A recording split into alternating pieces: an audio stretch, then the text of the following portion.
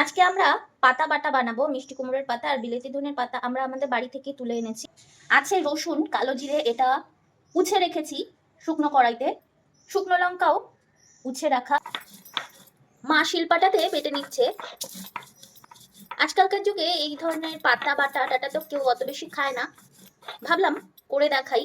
এটাকে অনেকে লঙ্কা বাটাও বলে। গরম ভাত দিয়ে খেতে দুর্দান্ত লাগে। আমরা শিলপাটাতে খুব মিহি করে বেটে নিচ্ছি, পাতাগুলো বেটে নিচ্ছি। বাটা হয়ে গেছে আমাদের।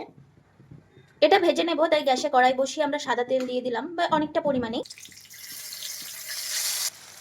নুন, হলুদ গুঁড়ো খুব ভালো করে মিশিয়ে নেব।